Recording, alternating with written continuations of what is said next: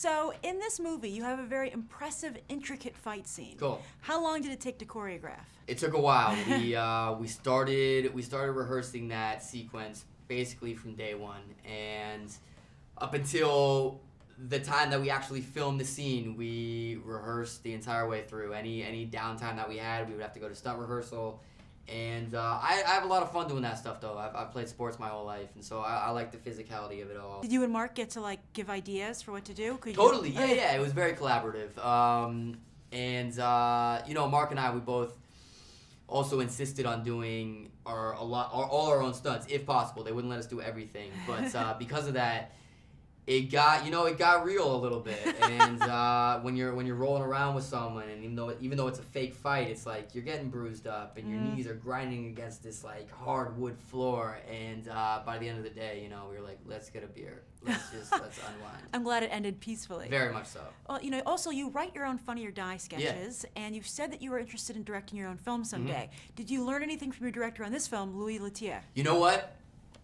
Yes and no. Here's what I'll say. Okay. It's because Louis is, for what he does, he's incredible, but he's a very visual director, and I could never, the movies that I picture myself directing down the line, I could never direct a movie like this. I just don't have that kind of mind.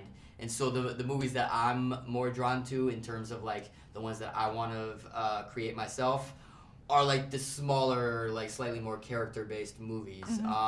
But that being said, one thing I did learn from Louis is that he was always positive, and it was tough on this one because we were working insane hours. We were averaging like 16, 17 hours sometimes, and to have the guy in charge always be positive and always be happy, it really, everyone feeds off that energy. It was very important. You said you're building your career by choosing quality projects. What drew you to this one specifically? I mean, I was the last one cast, as you might imagine, and it's one of these things where you look at the rest of the cast, and even to be, mentioned in the same sentence as any of these people, it's incredible, and it's like I can't turn down that opportunity. That on top of that, though, it was a really solid script as well, and a slightly different character than what I've done recently, where I keep playing the asshole, and in this one I can show a slightly more vulnerable, likable side. Oh, excellent. And my last question for you is, in the movie, you guys, you're in New Orleans and you're helping out victims of Hurricane Katrina. Sure. And then now we're here for the junket. And so how does it feel to actually help the city, not just fictionally, but by filming here and, holding this press thing here? It's great. I mean, any way we can help the city, just because, like, I don't know if I was saying it with you. I've done so many interviews, but I really do love this city. I've spent a lot of time here. I've filmed 2 projects here.